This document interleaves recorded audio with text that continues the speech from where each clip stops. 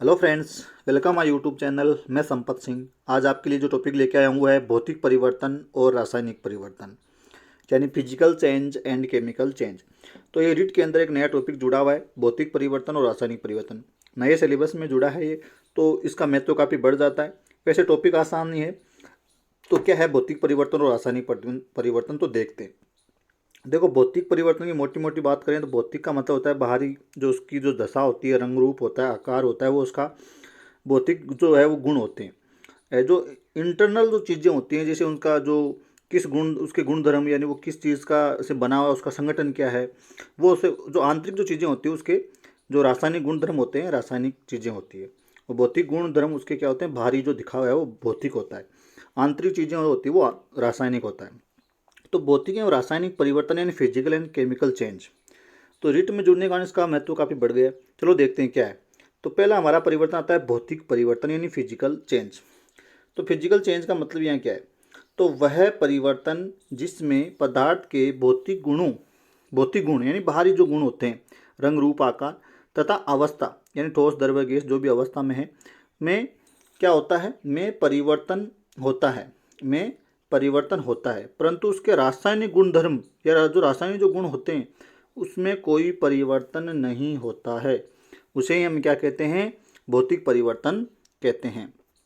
साथ में एक बात और ध्यान रखनी है आपको, क्या है कि तथा मूल अवस्था, यानी जो जिस इसकी जो मूल जो चीज़ थी या मूल जो अवस्था थी या मूल जो पदार्थ था, साथ ही मूल यानी मूल नहीं, तथा साथ ही परिवर्तन का कारण हटाने पर पुनः प्रारंभिक पदार्थ, यानी प्रारंभिक पदार्थ का मतलब यह मूल है। प्रारंभिक पदार्थ का मतलब यहाँ क्या है, प्रारंभिक पदार्थ यानी अपनी मूल अवस्था में पुनः हमको प्राप्त हो जाता है। तो परिवर्तन का अगर हम कारण हटा लेंगे कि किस कारण से वो परिवर्तन हो रहा है, कोई भी कारण हो सकता है, ताप हो सकता है, दाब हो सकता है, तो उसको हटाने पर पुनः प्रारंभिक पदार्थ यानी मूल पदार्थ प्राप्त हो जाता है। जैसे जल को देख लो आप, जल द्रव अवस्था में मान लो, द्रव अवस्था में होता है।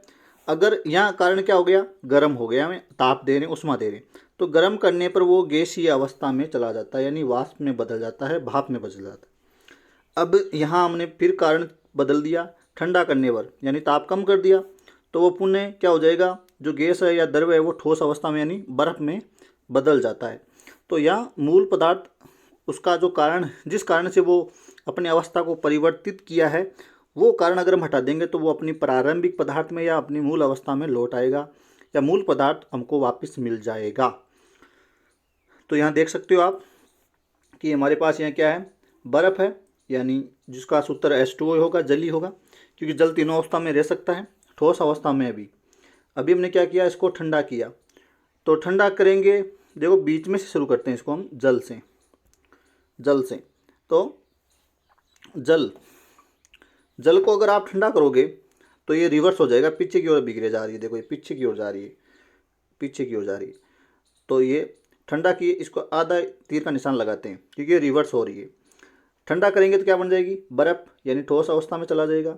और अगर इसको इधर करते हैं वापस, इधर ही आधा तीर का निशान लगेगा, गर्म करते हैं तो वापस जब बर्फ़ को गर्म करेंगे तो क्या बन जाएगा, हमारे पास जल आ जाएगा, यानी द्रव अवस्था में वो चला जाएगा।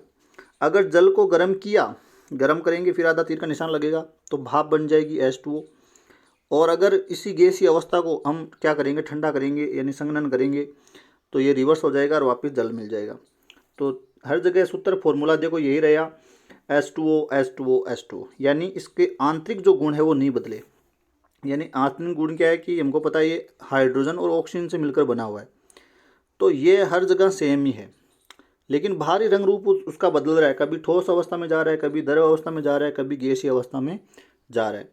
और कारण यहाँ क्या हो सकता है, या हम ताप को कम ज़्यादा कर रहे हैं, लेकिन जैसे ही ये जो कारण है हमारा गर्म करना या ठंडा करना, उसको हटाएंगे तो अपनी मूल अवस्था में या मूल पदार्थ हमको वापस मिल जाएगा।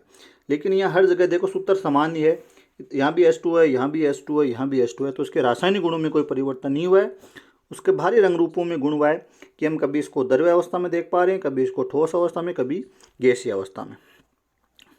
आगे देखते हैं भौतिक परिवर्तन के उदाहरण, जैसे लोहे का चुंबक बनना।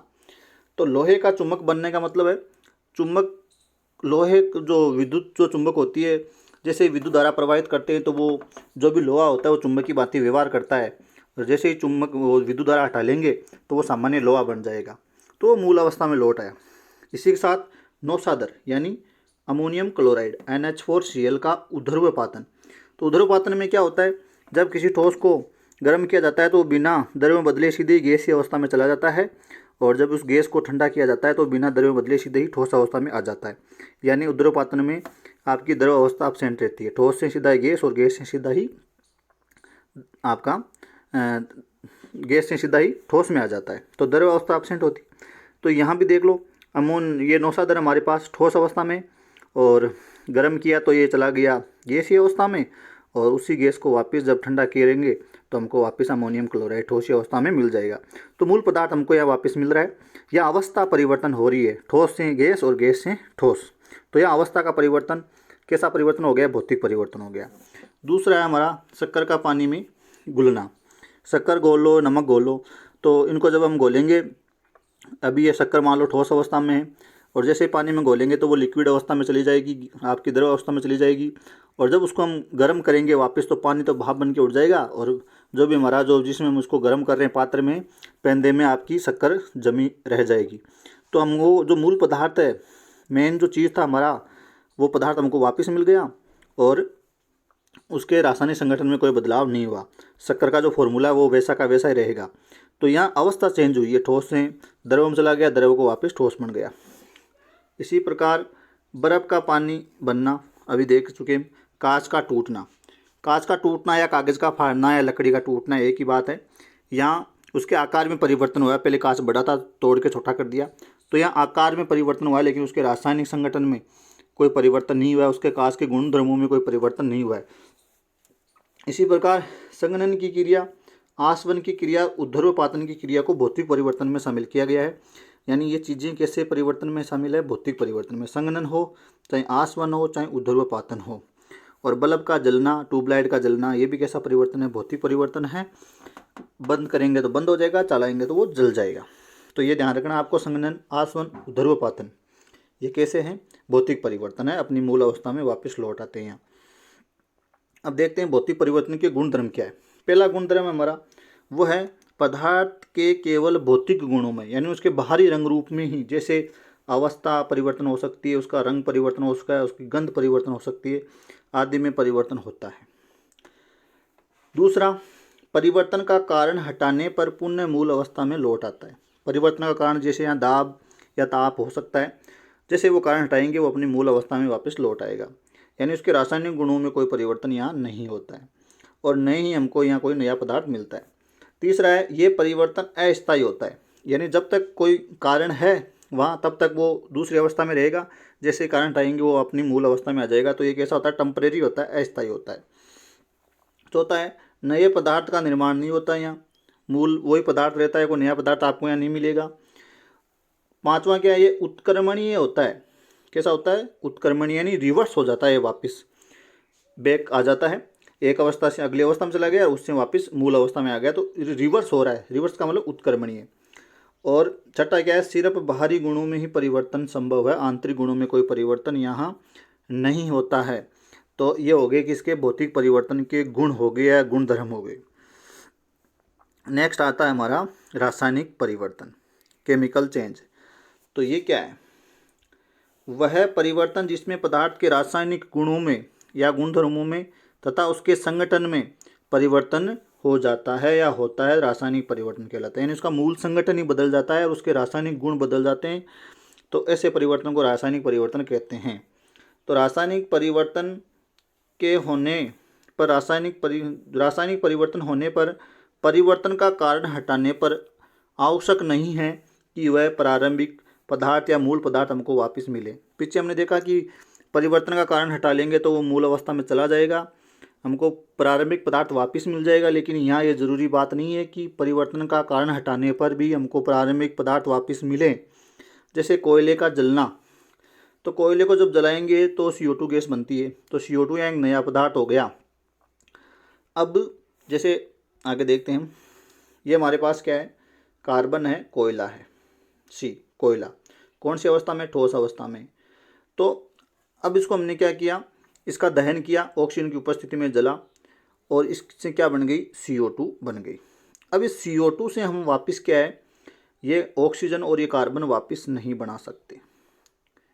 यानी जब रासायनिक परिवर्तन होता है तो हम सिर्फ एक एरो से इसको ऐसे दिखाया जाता है कि ये इधर से इधर घटित हो रहा है, वापस ये रिवर्स नहीं हो सकता।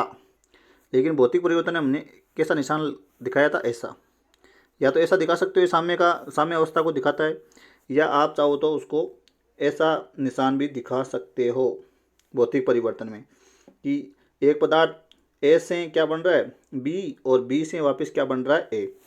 लेकिन यहाँ हम सिर्फ एक ही एरो लगाएंगे, देखो एक ही एरो, कि ये जो है वो चीज़ C और O2 से क्या बन रहा है, CO2 बन रहा है, और ये CO2 वापस C और O2 नहीं बनाएगा, यानी ये रिवर्स नहीं होगा। तो भौतिक परिवर्तन में तो आप ऐसा निशान लगाओगे और रासायनिक परिवर्तन में आप सिर्फ इतना ही निशान लगाओगे। बात समझ में आ गई होगी आपके। चलो आगे चलते हैं। तो ये यहाँ नया पदार्थ मिल रहा है और ये वापस नहीं जाएगा, तो ये क्या हो गया, परमानेंट हो गया, फिक्स हो गया, स्थायी हो गया और अनुत्क्रमणीय हो गया। और यह नया पदार्थ मिल गया, उसके रासायनिक गुण चेंज हो गए। देखो यहाँ C है और यहाँ O2 है, यहाँ नया चीज़ बन गया CO2, तो उसका संगठन बदल गया। और वहाँ हमने देखा था H2O, हर जगह H2O ही था, लेकिन यहाँ वो बात नहीं है। अब एग्जाम्पल देखते हैं, दूध से दही जमना। तो दूध से दही जमना कैसा परिवर्तन, रासायनिक परिवर्तन है, क्योंकि दही से वापस दूध नहीं बना सकते। सेव का कटा हुआ भाग, सेव है या कोई आपका बैंगन है या आपका वो आलू है, उसके कटे हुए भाग का भूरा होना, तो वो क्या है, उसके अंदर जो आयरन होता है वो ऑक्सीजन क्रिया करके ऑक्साइड बना लेता है, तो भूरा हो जाता है। उदासीनीकरण अभिक्रिया कैसी है आपकी, है रासायनिक परिवर्तन है। बनी हुई सब्जी का खराब होना या उसका सड़ना या वासना रासायनिक परिवर्तन है। लोहे पे जंग लगना, दूध का खट्टा होना, ईंधन का जलना, अंगूर के किण्वन से शराब का बनना, प्रकाश संश्लेषण, विस्फोट होना, श्वसन क्रिया होना, चूना पत्र से चूना बनाना।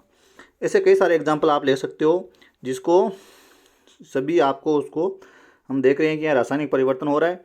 एक पदार्थ से दूसरा पदार्थ बन गया, नया पदार्थ बन गया, और उस नए पदार्थ से हम अपना प्रारंभिक पदार्थ या मूल पदार्थ वापस प्राप्त नहीं कर सकते। यहाँ हम देख सकते हैं ये हमारे मूल पदार्थ है, प्रारंभिक पदार्थ है, और ये नया पदार्थ है। तो ये इसमें वापस प्रारंभिक अवस्था में या प्रारंभिक पदार्थ में या मूल पदार्थ में नहीं बदल सकता। ये सिर्फ एक दिशा में ही होता है, द्विदिशीय नहीं होता है। भौतिक परिवर्तन आपका द्विदिशीय हो सकता है, ये एक ही दिशा में घटित होता है। तो इस तरह कई सारे एग्जाम्पल यहाँ देख सकते हो आप। तो यहाँ अब इसके गुण देख लेते हैं। तो पहला गुणधर्म है हमारा, रासायनिक परिवर्तन के फलस्वरूप बनने वाला पदार्थ रासायनिक गुणों और संगठन में पूर्णतः या जो है संगठन में प्रारंभिक पदार्थ से पूर्णतः क्या होता है, भिन्न होता है। यानी यहाँ उसका संगठन बिल्कुल ही बदल जाएगा, उसके रासायनिक गुणधर्म बदल जाएंगे, प्रारंभिक पदार्थ से वो बिल्कुल ही क्या होगा, भिन्न होगा। सामान्यतः पुनः प्रारंभिक पदार्थ प्राप्त नहीं किया जा सकता। तो रासायनिक जो परिवर्तन है उसमें जो पुनः प्रारंभिक पदार्थ वो प्राप्त नहीं किया जा सकता, और भौतिक परिवर्तन में पुनः प्रारंभिक पदार्थ प्राप्त किया जा सकता है, उसकी मूल अवस्था में लौटा जा सकता है, लेकिन यहाँ मूल अवस्था में वापस नहीं लौटा जा सकता। ये रिवर्स नहीं होता है, यानी एक दिशीय होता है। ये परिवर्तन स्थायी होता है, यानी परमानेंट होता है। एक बार ए से बी बन गया तो बी से ए नहीं बनेगा। नए पदार्थ का निर्माण होता है यहाँ, जैसे सी और O2 से जो CO2 बन गया, CO2 नया पदार्थ है। आगे देखते हैं, ये कैसा होता है, अनुत्क्रमणीय होता है। अनुत्क्रमणीय, वो उत्क्रमणीय था, ये अनुत्क्रमणीय है, यानी ये रिवर्स नहीं होगा, अनरिवर्सबल है ये। और इसका जो कुल द्रव्यमान है, संगठन है, वो क्या रहेगा, समान रहेगा प्रारंभिक पदार्थ का और नए पदार्थ का। तो वो कैसा था, अनुत्क्रमणीय था। ये कैसा है, सॉरी, वो उत्क्रमणीय था, यानी वो वापस रिवर्स हो रहा है। ये अनुत्क्रमणीय यानी वापस रिवर्स नहीं हो सकता। अगला है, प्रारंभिक वस्तु की प्रकृति तथा पहचान कुछ बदल जाती है, यानी उसकी प्रकृति पहचान बदल जाती है। प्रारंभिक वस्तु या मूल अवस्था जैसा वो नहीं रहता है, उसकी प्रकृति पहचान बदल जाती है। नेक्स्ट है, रासायनिक परिवर्तन का मतलब कोई रासायनिक अभिक्रिया हुई है। तो रासायनिक परिवर्तन का होना का मतलब क्या है, वहाँ रासायनिक अभिक्रिया हुई है, एक नया पदार्थ हमको यहाँ मिला है। तो पदार्थों का आपस में क्रिया करना एवं नए पदार्थों के निर्माण की प्रक्रिया रासायनिक अभिक्रिया कहलाती है, जिसको आप रासायनिक परिवर्तन भी कह सकते हो। तो यह था हमारे रासायनिक परिवर्तन और भौतिक परिवर्तन के कुछ गुणधर्म, उसके उदाहरण और उनकी